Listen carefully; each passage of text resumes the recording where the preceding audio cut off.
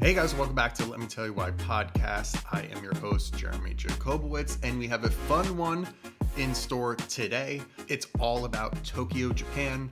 After 3 visits and hopefully another one soon, I know it's for sure my favorite place to travel to. And for the first time ever, I'm letting you download my secret Tokyo guide. If you want to get that, I'll link it in the description of this podcast, or if you're subscribed to the newsletter, it's already in your news box. This is a guide that I've only kept for close friends, and I'm delivering it to the world for the first time. Plus Q&A answering your questions that you sent me on Instagram. And of course, restaurant news, including a new Japanese brunch menu, a new Japanese bar menu that looks insane. And of course, only for you guys, merch is still on sale with an exclusive newsletter code and podcast code, NOV12, NOV12 for 12% off all the merch on jeremyjshop.com. I have a new, this cute bagel design thing that's new, brand new, just this week. I haven't even announced it yet. I'm also wearing these new dad caps. I think they'll be available when this goes out. I'm going to make sure I'm still just going through different materials and stuff, but hopefully that's on there soon. Reminder, subscribe, leave a 5-star review wherever you're listening to this. That's very, very helpful. Last week or 2 weeks ago was our #1 podcast since the return. So thank you guys for listening. That is incredible. And listen, there's a lot of fun to be had this week, but I do want to start off with this, a little bit of a downer. It has been a rough week. You all know my feelings for the election. It didn't go anywhere close to what we wanted to go through. I just want to say this. I think that it was hard. As I'm recording, I have not left the apartment in days. I haven't really even spoken to anyone in days. It's just been a very weird feeling. I still truly believe that, so much of this anger and frustration that people feel in America and around the world, and why they wanted to vote Biden out and not vote Kamala in and vote for Trump, are all these things that I still truly, truly, truly believe could be helped with Democratic policies and not Trump's policies and not MAGA policies, not even Republican policies. And it's a shame that I feel like people vote against their own interests, but anger is real, misinformation is real, and I think that coming out of this election, the #1 thing is going to be, how do you speak to people in 2024 and 2025 and, in the future? We are in a brand new world, a digital world, and the traditional ways of reaching people aren't working. The misinformation out there is insane, and I just hope that this is a turning point for the Democratic Party of, okay, we need to do better. We need to speak to people better. We need to reach people in a better way. And that is something I will work on. And there's a lot of work to do. So not a great week, but I wanted to still have some fun this week. So let's do Japanese stuff, because Japanese stuff makes me happy. I'm already looking to plan another trip. I think what I want to do is go in January, do another Korea-Japan trip. I should have spoke this. I keep thinking about it, talking about it. But I've always gone in the spring, and it's a great time to go in the spring. Everyone wants to go for cherry blossom season. We're going to get ahead of ourselves. Let me say this. Cherry blossom season is beautiful, but we have cherry blossoms here in America, in Washington, and in New York City. And during that season, everything's really, really expensive. And crowded. I would suggest going a week before or a week after. You're still going to get the best of that season, but avoiding a lot of the chaos.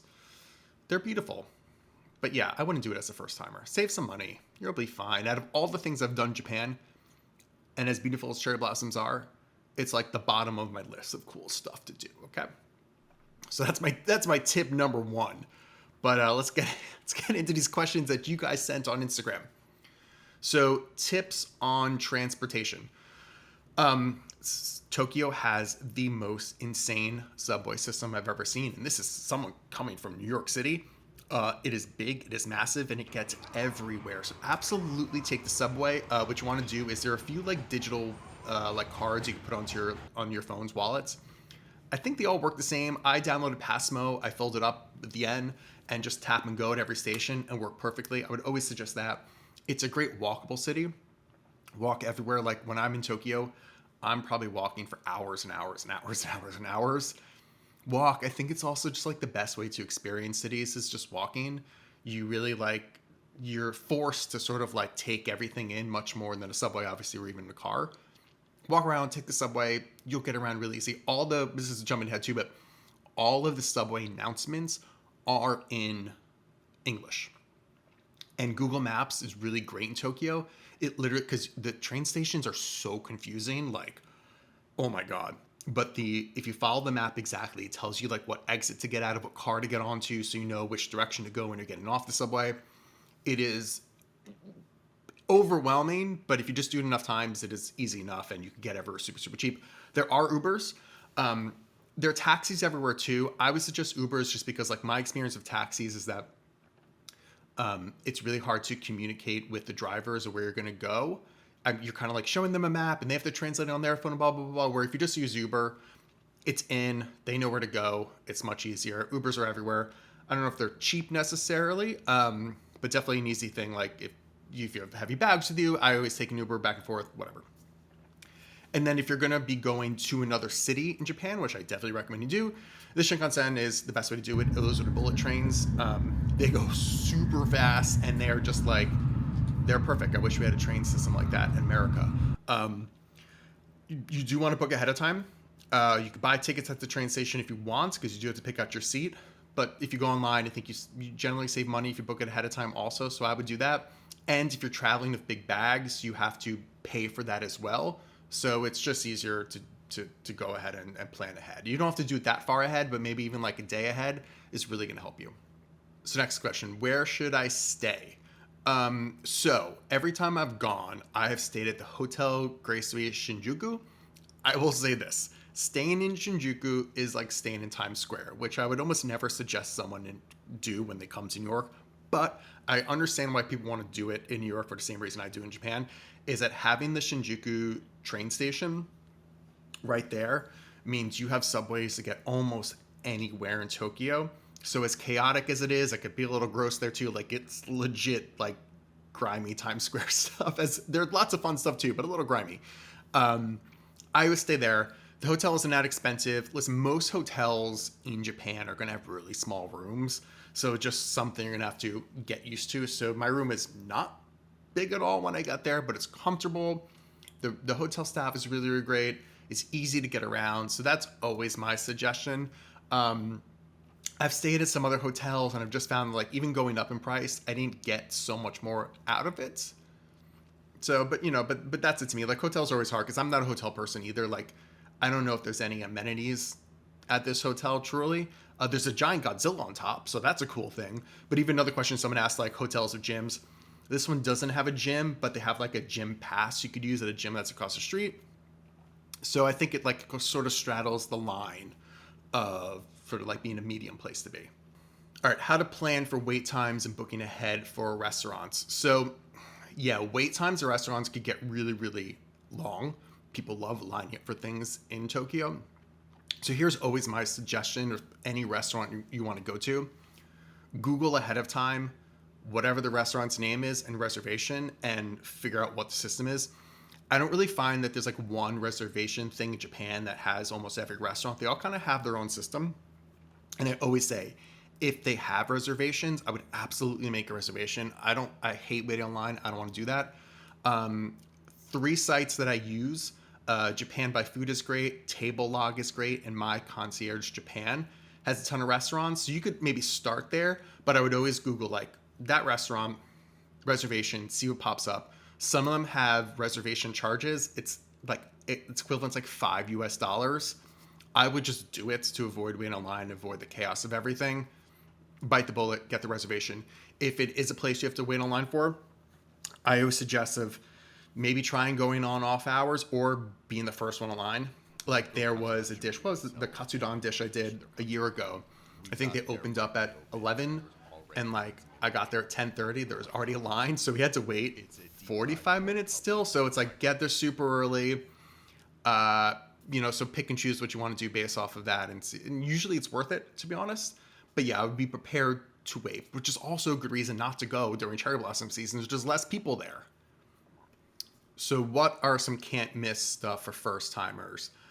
I think you always want to get your mix of sushi and ramen and the normal stuff too. I think in terms of like activities, the Tsukiji Market is awesome. It's such like it is like touristy, I guess, but it's such like a Tokyo thing. I think you want to do it. It's the old fish market, so the actual fish market of where they like bring in the fish and cut it up and sell it has moved to a new facility. This is where it used to be, but still there are vendors there of like the most fresh everything, some good stuff, some weird stuff. I ate a whale the last time I was there. It wasn't good, but at least I experienced it. And yeah, you could. I was just getting there early in the morning. Lots of stuff sells out. Even by noon, stuff is gone. Go in the morning, get breakfast there, and for breakfast, I mean like eat tuna for breakfast. And just experience. There's so much good stuff, and it just like it's an old part of Japan, which is so cool. Like what I really love about Japan is this like sort of like futuristic. It is. It's a weird futuristic. It feels like what the future was like in the 1980s a little bit, which I really appreciate. And this is way older than 1980s. So to have those like little pockets of like really old stuff in this like weird future world, I always really appreciate. Team Labs is an awesome experience. It's this like interactive art exhibit thing. They're actually all over Japan. I've done a few of them, but it's you go from room to room to room, and they're all these like sensory overload activation things. Like last time I went, you have to take your shoes off because you're literally going through like 2 feet of water in parts of it. It's so much fun. It's such like a weird experience. And for all these like interactive museums we have in America, like nothing comes close to Team Labs. I would absolutely do that. And then obviously go to convenience stores 4 times a day. I don't know, more than that. That's how much I did it. I think that if, for someone that hasn't gone to Japan, especially coming from America, you're like convenience store, 7-Eleven, why would I ever go there? Everything is amazing there. It's super, super cheap. I get breakfast there every day. Get the egg salad sando. I get a nice coffee. Maybe get the tuna if I'm hungry. Go back in later in the day, get a drink, get an onigiri, get a snack. I've got dinner there if I wanted to. Literally every single street has multiple of them. Between Family Mart, Lawson, and 7-Eleven.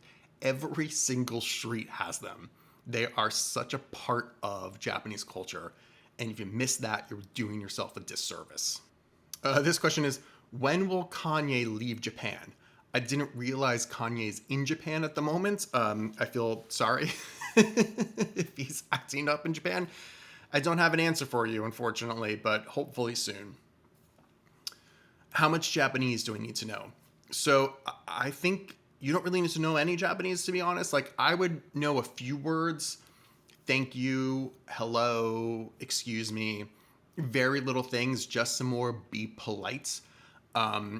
Most people in Japan don't speak English, but they can understand it a little bit, especially if they're working at a restaurant like that because they're sort of forced to have interactions with English speaking people all day. So if you want to converse with people, that's a little hard. But it's not, because everything's in English. I think you could easily get around. I think you could easily navigate. You could easily order. I wish I could learn Japanese, but it's a very, very, very difficult language. But I wouldn't overly worry about it. Just get some basics down and just be patient. And Google Translate's really, really helpful between people now. You could literally like talk into your phone. It speaks Japanese for you. Or you could literally just write it out and show it to them. So have some basics down, but don't worry about like having to speak the language to get around, because even street signs are in English and food menus. You'll be fine. All right. So what are some top foods to not miss? I mean, this is what I always say about Japan. It's like, yes, you kind of have these like Japanese staples that we know in America as Japanese food. And certainly you want to get that. And part of it is everyone's like, where should I get sushi? Where should I get ramen? Like you could literally just fall into a restaurant and it's so tiny and whatever, and it's gonna be the best ramen you've ever had in your whole life. Same thing with sushi. You can find dirt cheap sushi that's incredible in Japan. So if you really want to find like this really high-end stuff, I have my guide that you could download. But truly just walk around and explore. And if it smells good and it looks good, just go in there and eat it. And like that's the most special part of Japan. And also don't hold back, especially if you can be there for a few days, of trying everything. To me, like they've perfected everything. Some of the best pancakes I've ever had are in Japan. Some of the best pizza I've ever had in Japan. I went to this insanely good Italian restaurant. Like they truly, truly, truly, want to perfect everything, especially when it comes to food. and that comes through in every single dish. So don't be deterred to try something out of the ordinary in Japan that you wouldn't think is Japanese, because I think that is just such a part of the cultural experience and why you go there. So you could truly be like, wow, they crush everything. Even like I went for bagels in Japan. Was that my best bagel ever? No, but I wanted to try. I mean, I've been there so many times. I was able to try it and do that. But yeah, like just go crazy. The other thing I want to say is for drinks, one of my favorite things is Golden Guy. This is, I guess this goes back to sort of like one of the first, if you're going to do something, if you're going to Japan for the first time, it is sort of touristy, but it's such like a great experience that you just have to do it. Just outside of Shinjuku, right on the, maybe it's part of Shinjuku, I forget what it is Golden Guy. And it's these areas of all these stacked bars, like they're literally stacked on top of each other. Each bar seats like 6 to 12 people, normally cash only. And it's just such an experience. It's so much fun. It's a great place for, especially if you're going all day and not really talking to anyone, because a lot of people don't speak English. It's a place where like American tourists go, expats go. So if you're like, I need to talk to somebody, go to Golden Guy. I always meet people there. It's always a fun time. It's dirt cheap. You basically go from one bar to the other. You get a drink, you go to the next bar. You go to a drink, you go to the next bar. It is a blast, and like you have to experience that. Okay, so that's it for the Q&A. Hopefully that's helpful. If you guys have any more questions, you know where to find me on Instagram. Just DM me and I'll try and help you. Specific like restaurant stuff is hard sometimes, but if I miss any of your general questions, feel free to DM me at Jeremy Jacobowitz. Let's take a look at what you might have missed this past week or the past 2 weeks of my content. 1, 6 must-eat restaurants in Bologna. I was in Bologna in June and finally got around to editing that video. Some incredible Italian food, obviously. That's available on YouTube for super long form, or if you want a little shorter experience, Instagram has both of those. And No Bad Pizza Season 2 has dropped on YouTube. That is my quest in my belief that No Bad Pizza exists. I go around with some of my favorite influencer friends, and we go to the worst rated pizza shops, and we see if bad pizza exists or not. So the whole Season 2 is out on YouTube now. If you want to see a shorter form, episode 4 out of the whole thing has dropped on Instagram and TikTok with Matt Peterson, one of my favorite influencers. He does all these like food challenge things. And yeah, this pizza wasn't great, but was it actually bad? Well, you better watch and see. All right, let's get to some restaurant news. Bond Street Hudson Yards. I went there for dinner. Oof, it's good. The crispy rice is so good, but they have just launched brunch and it's dreamy. We're talking Japanese souffle matcha pancakes. These things are fluffy. Okonomiyaki with smoked salmon, milk bread French toast, and a Wagyu katsu steamed bun that looks incredible. So if you can't get to Japan now, at least go there and like experience a little bit of Japan at Bond Street. And the restaurant's beautiful there. It's in Hudson Yards. Beautiful. Yeah, sorry. So Bond Street has 2 locations. Just to be clear, this is the Hudson Yards location only. Time and Tide is doing away with the traditional bread course and introducing a giant cheddar goldfish. Like think the goldfish crackers, but giant. With a side of Old Bay butter. This thing looks, I'm just looking at it right now. It has like the smile. It's very funny, but I'm sure delicious. So check that out. Sake no Hana is launching a new all-night bar menu with a new happy hour from 6 to 9 p.m. Some standouts include Toro Tartar, yeah, I said it right, Wagyu Katsu Sando, hand rolls, and wasabi and amami. This is good. This is right up my alley of what I want to eat again. If you can't get to Japan yet, go there. And Knightley's is a new bar and bistro that just opened on the Upper East Side. Craft cocktails plus a menu with a mix of bistro staples like their black tie dry aged burger with white cheddar, caramelized onions, and a brioche bun, cod roasted in a banana leaf, and a chopped salad. Again, I'm looking at this burger right now. It looks fantastic. Okay, let's talk about what I'm into this week. On YouTube, I have been watching the Major Wrestling Figure podcasts every single week. I definitely geek out over everything wrestling. If you guys don't know, I even worked for the WWE. And while my toy collection is very small, I don't have much room in the apartment, I do really love watching all the wrestling toy news brought to you every week by one of my favorite wrestlers ever, Matt Cardona, alongside Brian Myers and Mark Sterling. This one is definitely niche and for the nerds, but they're a blast to watch, and they sort of get out. Like they have a thing like scratching that itch of collecting. And I have that constant urge when I'm able to sort of like satiate it just by watching them, as opposed to spending too much money on toys that I absolutely don't need. And then something else to watch, films. So one of the short films that I worked on is now available on YouTube. I'll link that in the podcast description.